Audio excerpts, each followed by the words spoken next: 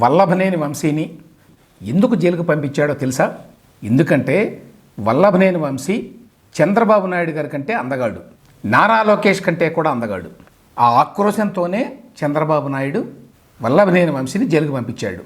ఈ మాటలు అన్నది ఎవరో కాదు, స్వయంగా ప్రతిపక్ష నాయకుడు, వైసీపీ నేత, మాజీ ముఖ్యమంత్రి వైఎస్ జగన్మోహన్ రెడ్డి గారు. నేనేమీ అతిశయోక్తి చెప్పలేదు, మీరే ఆయన మాటలు వినండి. వంశీని ఎందుకు టార్గెట్ చేస్తూ ఉన్నారు అనేది చంద్రబాబు నాయుడు గారికి వంశీని చూస్తే తన సామాజిక వర్గం నుంచి ఒక వ్యక్తి ఎదుగుతున్నాడు, చంద్రబాబు నాయుడు గారి కన్నా గ్లామరస్గా ఉన్నాడు, లోకేష్ గారి కన్నా గ్లామరస్గా ఉన్నాడు, ఒక మనిషి ఎదుగుతున్నాడు అని అంటే తట్టుకోలేడు తన సామాజిక వర్గంలోనే. అందుకనే కొడాలి నాని చూసినా ఆ మనిషికి జీర్ణించుకోలేని ఆక్రోశము, వంశీని చూసినా కూడా జీర్ణించుకోలేని ఆక్రోశము. ఎందుకంటే చంద్రబాబు నాయుడు గారి కన్నా చక్కగా ఉంటారు కాబట్టి వీళ్ళిద్దరు. అవినాష్ కూడా పాపం ఎప్పుడో ఒకసారి టార్గెట్ అవుతాడు, ఎందుకంటే లోకేష్ కన్నా చక్కగా ఉన్నాడు కాబట్టి. ఇది చంద్రబాబు నాయుడు గారి మనస్తత్వం. ఆయన కొడుకు ఆ సామాజిక వర్గంలో వాళ్ళు మాత్రమే లీడర్లు. వాళ్ళకి ఎవరైనా పొరపాటున వాళ్ళకు అనుకూలంగా లేకపోతే సామాజిక వర్గం నుంచి వాళ్ళని వెలేయడము. వంశీ ఏదో చాలా రాజకాలు చేశాడు. వంశీ చంద్రబాబు నాయుడిని, ఆయన కుటుంబ సభ్యుల్ని, ఆయన భార్య భువనేశ్వరి గారిని నీచాతి నీచమైన భాషలో తిట్టాడు. తన గన్నవరం నియోజకవర్గంలో రకరకాల అక్రమాలకి, అరాచకాలకి పాల్పడ్డాడు. ఇక చివరగా గన్నవరం టీడీపీ ఆఫీసు మీద కూడా దాడి చేయించాడు. ఆ కేసులోనే ఆయన వెళ్ళాడు జైలుకి అని అనుకుంటున్నాం. కానీ జగన్ గారి లెక్క ప్రకారం అవేవీ కరెక్ట్ కాదు. Just because Vallabhaneni Vamsi is more glamorous than Chandrababu Naidu, is more glamorous than Nara Lokesh, he has been sent to jail. అది కంక్లూజన్, జగన్మోహన్ రెడ్డి గారి కంక్లూజన్ అది. ఒక్క వంశీ మాత్రమే గ్లామరస్ కాదు వీళ్ళందరికంటే. ఇంకా కొన్ని పేర్లు చెప్పాడు ఆయన వెనకే నిలబడి ఉన్నాడు. కొడాలి నాని కూడా చాలా గ్లామరస్ అట. అది చూసి సహించలేక జలసీతోటి అతన్ని కూడా టార్గెట్ చేస్తున్నారు. పక్కనే నిలబడ్డాడు అవినాష్ కూడా అంతే.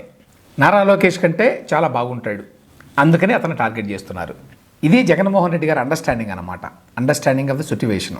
దీంతోపాటు ఇంకొక మాట అన్నాడు, తన సామాజిక వర్గంలో తాము కాకుండా ఇంకెవ్వరూ ఎదగడానికి వీల్లేదు, అందుకోసమే వాళ్ళందరినీ అడ్చేస్తున్నాడు.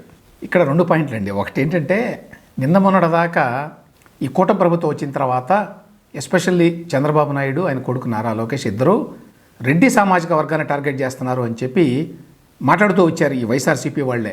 కొన్ని వీడియోలు కూడా చూశాను, ఏ విధంగా రెడ్డి సామాజిక వర్గాన్ని టార్గెట్ చేస్తోంది కూటమి ప్రభుత్వం, చంద్రబాబు నాయుడు ప్రభుత్వం అని. ఇప్పుడు జగన్మోహన్ రెడ్డి గారు ప్లేట్ ఫిరాయించి చంద్రబాబు నాయుడు తన సామాజిక వర్గంలోని వాళ్ళనే టార్గెట్ చేస్తున్నాడు, వేధిస్తున్నాడు, జైలుకు పంపిస్తున్నాడు. ఎందుకంటే తన సామాజిక వర్గంలో తాను కాకుండా, తన కుటుంబం కాకుండా ఇంకెవ్వరూ కూడా పైకి రావడానికి వీల్లేదు అనేది చంద్రబాబు నాయుడు గారి ఫిలాసఫీ, ఆయన నైజం అన్నాడు, ఆయన నేచర్ అన్నమాట అది. మరి ఈ రెండిట్లో ఏది నిజం అనుకోవాలి? రెడ్డి సామాజిక వర్గాన్ని వేధిస్తున్నాడా చంద్రబాబు నాయుడు, లేక తన సామాజిక వర్గాన్ని వేధిస్తున్నాడా అనేది నిర్ణయించుకోవాలి ముందు జగన్మోహన్ రెడ్డి గారు. తర్వాత మొత్తం ఎంటైర్ ఇష్యూని చాలా గ్లామరస్గా ఉన్నాడు, అందుకని జైలుకి పంపించాడు, తన కులంలో ఎవ్వరూ పైకి రాకూడదు తాను కాకుండా అనే ఉద్దేశంతో అణచేస్తున్నాడు అనే దానికి రెడ్యూస్ చేశాడు. వంశీ కానీ, కొడాలి నాని కానీ, అవినాష్ కానీ వాళ్ళు గతంలో ఏం చేశారు, వాళ్ళు చేసిన వాటిల్లో మంచి చెడులు ఏమిటి, వాటికి సంబంధించి వాళ్ళ మీద కేసులు వచ్చేటువంటి అవకాశం ఉందా, ఆ కేసుల్లో వాళ్ళు జైలుకి వెళ్ళే అవకాశం ఉందా లేదా, తర్వాత అధికారంలో ఉన్నప్పుడు ఒళ్ళు తెలియకుండా వీళ్ళ ముగ్గురు, మరీ ముఖ్యంగా వీళ్ళలో ఇద్దరు వల్లభనేని వంశీ, కొడాలి నాని ఏ రకంగా వ్యక్తిగతంగా నీచాతి నీచంగా మాట్లాడారు చంద్రబాబు నాయుడు గారి కుటుంబ సభ్యుల గురించి, లోకేష్ గురించి కూడా ఎంత చండాలంగా మాట్లాడారో చెప్పడానికి వీలు లేదు. చాలా వీడియోలు మళ్ళీ పెడుతున్నారు పాతవి చాలామంది, అవి చూస్తే అర్థమవుతుంది ఏ స్థాయిలో దిగజారి కొడాలి నాని మాట్లాడాడు, వల్లభనేని వంశీ మాట్లాడాడు. వీటన్నిటి మూలంగా వాళ్ళు ఇబ్బందులు పడుతున్నారు అనేటువంటి స్పృహ ఎక్కడా లేదు జగన్మోహన్ రెడ్డికి. ఎమ్మెల్యేలుగా వీళ్ళు ఏం అరాచకాలు చేశారు, నిన్ను సంతోషపెట్టడానికి చంద్రబాబు నాయుడు కుటుంబాన్ని ఏ స్థాయిలో బూతులు తిట్టారు, అది చూసి జనం ఎట్లా ఈసరించుకున్నారు, అది కాకుండా ఎమ్మెల్యేలుగా వీళ్ళు చేసిన అరాచకాలు ఏంటి, ఇవన్నీ పట్టవు జగన్మోహన్ రెడ్డికి. ఆయన నిన్న వల్లభనేని వంశీని జైల్లో పరామర్శించి బయటకు వచ్చిన తర్వాత మాట్లాడిన మాటలు ఇవి. అందులో ఇంకొక పాయింట్ కూడా మాట్లాడాడు, పాయింట్ కాదు బెదిరించాడు. మామూలు వార్నింగ్ ఇవ్వడం కాదు, వార్నింగ్ స్థాయి దాటిపోయాడు. He has gone beyond the warning stage. ఇప్పుడు లిటరల్గా థ్రెటన్ చేస్తున్నాడు. హెచ్చరించడం కాదు, బెదిరిస్తున్నాడు లిటరల్గా అధికారుల్ని, పోలీసుల్ని. బట్టలెప్పదీసి కొడతాను అనే మాట వాడాడండి జగన్మోహన్ రెడ్డి గారు. మాజీ ముఖ్యమంత్రి జైల్లో ఉన్నటువంటి ఒక నిందితుడిని పరామర్శించి బయటకు వచ్చి ఆయన వాడిన మాట ఏమిటి అంటే, పోలీసుల్ని, అధికారుల్ని బట్టలిప్పి కొడతాను అధికారంలోకి వచ్చిన తర్వాత. మళ్ళీ ఆయన మాటల్లోనే వినిపిస్తా మీకు. ఎల్లకాలము తెలుగుదేశం పార్టీ ప్రభుత్వమే ఉండదు అని చెప్పి ఇవాళ ప్రతి అధికారికి కూడా నేను తెలియజేస్తా ఉన్నా. రేపొద్దున మళ్ళీ మా అధికారం వస్తుంది. వచ్చినప్పుడు అన్యాయం చేసిన వీళ్ళందరినీ, వీళ్ళ అధికారులందరినీ, అన్యాయం చేసిన ఈ నాయకులందరినీ కూడా బట్టలు కూడా తీసి నిలబెడతామని చెప్పి కూడా ఈ సందర్భంగా తెలియజేస్తా ఉన్నాను. ఎవడిని వదిలిపెట్టేది ఉండదు. ఇదే వంశీని అరెస్ట్ చేసేటప్పుడు సిఐ అన్నాడట, నేను 1.5 సంవత్సరంలో రిటైర్ అయిపోతాను అని చెప్పి. రిటైర్ అయిపోయినా కూడా, సప్త సముద్రాల అవతల ఉన్నా కూడా మొత్తం అందరినీ కూడా పిలిపిస్తామని చెప్పి కూడా ఈ సందర్భంగా చెప్తా ఉన్నా. చట్టం ముందు నిలబడేట్టుగా చేస్తాం, బట్టలు ఊడదీస్తాం, న్యాయం జరిగేట్టుగా చేస్తాం అని ప్రతి ఒక్కరికి కూడా తెలియజేస్తా ఉన్నాం. ఇది ఆయన బెదిరింపు. ఒకటి, బట్టలు ఊడదీస్తాట ఈ అధికారులందరిది. రెండవది, రిటైర్ అయిన దూరంగా ఉన్న సప్త సముద్రాల అవతలున్నా కూడా వాళ్ళని పిలిపిస్తా, వాళ్ళని పట్టుకొస్తా నేను అధికారంలోకి వచ్చిన తర్వాత అని చెప్తున్నాడు. గతంలో కూడా ఒకసారి ఈ మాట అన్నాడు, సప్త సముద్రాల అవతలు ఉన్నా సరే మీరు తప్పించుకోలేరు నా నుంచి అని. ఇది టిపికల్ మాఫియా మెంటాలిటీ. మాఫియా రాజ్యంలో ఎట్లా ఉంటుందంటే, వాళ్ళ పవర్ అంతా కూడా భయాన్ని క్రియేట్ చేయడంలో ఉంటుంది. అదే వాళ్ళని నిలబెట్టేది మాఫియా గ్యాంగ్స్ని.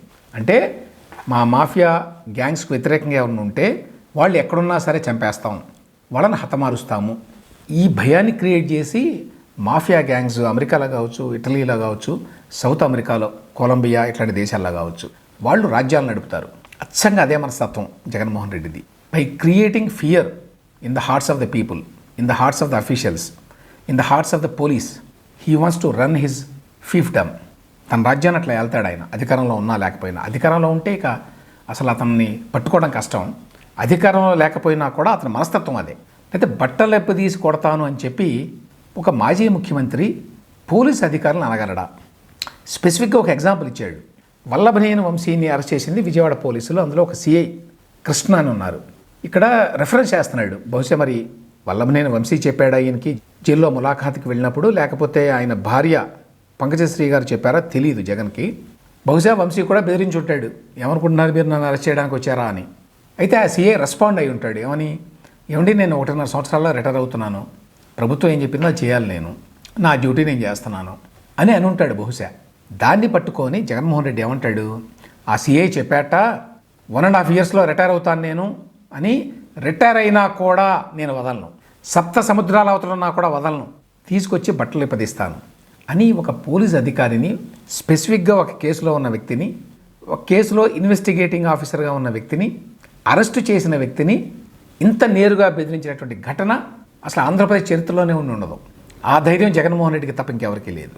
నిజం చెప్పాలంటే ఈ విధంగా పబ్లిక్గా పోలీస్ అఫీషియల్స్ని, ఇతర అధికారులని బెదిరించినందుకు జగన్మోహన్ రెడ్డి గారి మీద కేసు పెట్టాలి. కేసు పెట్టవచ్చు. ఈ కుట్ర ప్రభుత్వం ఏం చేస్తుందో ఏమిటో తెలియదు. ఒక రెస్పాన్సిబుల్ పొజిషన్లో ఉండి, అపోజిషన్ లీడర్ హోదా లేకపోయినా కూడా అతను ఒక పెద్ద పార్టీ నాయకుడు జగన్మోహన్ రెడ్డి. మళ్ళీ అధికారంలోకి రావాలనుకుంటున్నాడు. ఇతను అధికారంలోకి వస్తే ఏం చేస్తాడు, ఏం చేయబోతాడు, ఏం చేద్దాం అనుకుంటున్నాడు అని ఆయనే చెప్తున్నాడు. ఆయన అధికారంలోకి వచ్చి తన ప్రత్యర్థులందరి బట్టలు ఇప్పదీస్తాడనమాట. వాళ్ళ సప్త సముద్రాల అవతలున్న, రిటైర్ అయిపోయినా, విశ్రాంత జీవితం గడుపుతున్నా జుట్టు పట్టుకొని లాక్కొచ్చి వాళ్ళ అంతు చూస్తాడనమాట. మరి దీన్ని ఆయన మద్దతుదారులు ఎట్లా సమర్థించుకుంటారో తెలియదు. ఇక నెక్స్ట్ యాక్చువల్గా కేసు గురించి కొన్ని మాట్లాడాడు. అందులో కూడా జగన్మోహన్ రెడ్డి గారి హిపోక్రసీ ఏ స్థాయిలో ఉందో అర్థమవుతుంది. ఉదాహరణకి ఈ కూటమి ప్రభుత్వం, చంద్రబాబు నాయుడు ప్రభుత్వం కక్ష సాధింపు అరెస్టులు చేస్తోంది అని అన్నాడు పదే పదే. దొంగ కేసులు పెడుతున్నారు, కేసులు బనాయిస్తున్నారు, అక్రమంగా అరెస్టులు చేస్తున్నారు. గమ్మత్ ఏమిటంటే ఇవన్నీ మాట్లాడేటప్పుడు జగన్మోహన్ రెడ్డి గారికి ఇవన్నీ నేను చేశానే అనేటువంటి స్పృహ కలగదా? ఆయనే దీన్ని మొదలుపెట్టింది. గతంలో 2019కి ముందు ఈ స్థాయిలో ఎప్పుడూ కూడా రెవెన్యూ పాలిటిక్స్ లేవు, ఉమ్మడి ఆంధ్రప్రదేశ్లో కానీ తర్వాత కానీ. మొట్టమొదటిసారిగా 2019లో జగన్మోహన్ రెడ్డి గారు అధికారంలోకి వచ్చిన తర్వాత కక్ష సాధింపు అంటే ఏమిటో జనానికి రుచి చూపించాడు. తన ప్రత్యర్థులందరి మీద దొంగ కేసులు పెట్టాడు. వాళ్ళ స్థాయి ఏంటి, వాళ్ళ స్టాండింగ్ ఏమిటి, రాజకీయాల్లో వాళ్ళకున్న పేరు ప్రఖ్యాతులు ఏమిటి, ఇవేమీ పట్టించుకోవాలా. వాళ్ళ వయసును కూడా పట్టించుకోవాలా. దొంగ కేసులు బనాయించటం, అవినీతి పరులను ముద్రేయటం, అరెస్ట్ చేయించటం, జైలుకు పంపించటం, కొన్ని చోట్లయితే పోలీస్ స్టేషన్లో పోలీసుల చేత భౌతికంగా దాడులు చేయించటం, ఇవన్నీ చేశాడు జగన్మోహన్ రెడ్డి. అవన్నీ మర్చిపోయి ఇప్పుడేదో కొత్తగా అసలు కక్ష సాధింపు అనేది మొట్టమొదటిసారిగా చరిత్రలో మొదలైంది అన్నట్టుగా మాట్లాడుతున్నాడు. జగన్మోహన్ రెడ్డి తన లోకంలో తాను ఎట్లా బతుకుతూ ఉంటాడంటే, తాను చేసేదంతా చాలా న్యాయబద్ధమైనది, అవతలవాడు చేసేదంతా కూడా అన్యాయం, అక్రమం అని ఫీల్ అవుతాడు. ఈ వంశీ కేసుని తీసుకోండి. ఇందులో సత్యవర్ధన్ అనే అతను కంప్లైనెంట్. అతను ఎవరు? గన్నవరం టీడీపీ ఆఫీస్లో పనిచేసేటువంటి వ్యక్తి. పార్టీ ఆఫీస్ మీద దాడి జరిగిన తర్వాత పోలీసులు కంప్లైంట్ ఇచ్చాడు, మా ఆఫీస్ మీద ఇట్లా దాడి జరిగింది అని. దాని మీద 2023లోనే కేసు నమోదు చేశారు. దాన్ని న్యాచురల్గా పెద్దగా ఇన్వెస్టిగేషన్ చేయలేదు వాళ్ళు జగన్మోహన్ రెడ్డి ప్రభుత్వంలో. తర్వాత ఇప్పుడు ఇన్వెస్టిగేషన్ మొదలైంది. 94 మందిని అరెస్ట్ చేశారు. జగన్మోహన్ రెడ్డి గారే చెప్పారు ఆ ఫిగర్ కూడా. ఇప్పుడు ఏమంటాడంటే జగన్మోహన్ రెడ్డి, తర్వాత మొన్న ఫిబ్రవరి 10వ తేదీన ఈ సత్యవర్ధన్ వచ్చి ఈ కేసు అంతా అబద్ధం అని చెప్పాడు, సాక్ష్యం ఇచ్చాడు మేజిస్ట్రేట్ కోర్టులో. దాంతో చంద్రబాబు నాయుడు ఉడికిపోయి మళ్ళీ ఈ సత్యవర్ధన్ బెదిరించి నన్ను కిడ్నాప్ చేశారు వంశీ వాళ్ళు అని చెప్పి ఎదురు కేసు మళ్ళీ ఇంకొకటి పెట్టించాడు అని. ఇక్కడ గమ్మత్ ఏంటంటే, ఫస్ట్ ఏమో సత్యవర్ధన్ 2023లోనే ఆయన ప్రభుత్వంలోనే కేసు పెట్టాడు అనేది వాస్తవం కదా. సత్యవర్ధన్ ఎప్పుడు నిజం చెప్పాడు, ఎప్పుడు అబద్ధం చెప్పాడు అనేది పోలీసులు ఇన్వెస్టిగేషన్లో తేల్చాలి. కానీ జగన్ గారు బలగుద్ది చెప్పేది ఏంటంటే, 2023లో ఆయన కేసు పెట్టినప్పుడు అబద్ధం చెప్పాడు, 2025లో మొన్న మేజిస్ట్రేట్ ముందు సాక్ష్యం ఇచ్చినప్పుడు నిజం చెప్పాడు, మళ్ళీ 2 రోజుల తర్వాత నేను మొన్న ఇచ్చినటువంటి సాక్ష్యం అబద్ధం, నన్ను బలవంతం చేసి కిడ్నాప్ చేసి ఈ సాక్ష్యం ఇప్పించారు అని చెప్పింది కూడా అబద్ధం. మధ్యలో ఒక్కటే నిజం అట. ఆ మొదట చెప్పింది, మూడోసారి చెప్పింది, ఈ 2 అబద్ధాలు. అంటే జగన్మోహన్ రెడ్డి గారు చాలా సెలెక్టివ్గా తనకేది కావాలో అదే నిజం అని అంటాడు. సరే, అది కోర్టులో తేలుతుంది అనుకోండి, అందులో వాస్తవాలు ఏంటి అవాస్తవాలు ఏంటని. కానీ అందులో ఏదో చాలా న్యాయబద్ధమైన అంశాలు ఉన్నాయి చూడండి అని చెప్పడానికి ప్రయత్నిస్తాడు. ఇంకొక పాయింట్, వంశీ ఏ తప్పు చేయకున్నా కూడా అన్యాయంగా అరెస్ట్ చేశారు అంటాడు. దానికి ఏంటి బేసిస్?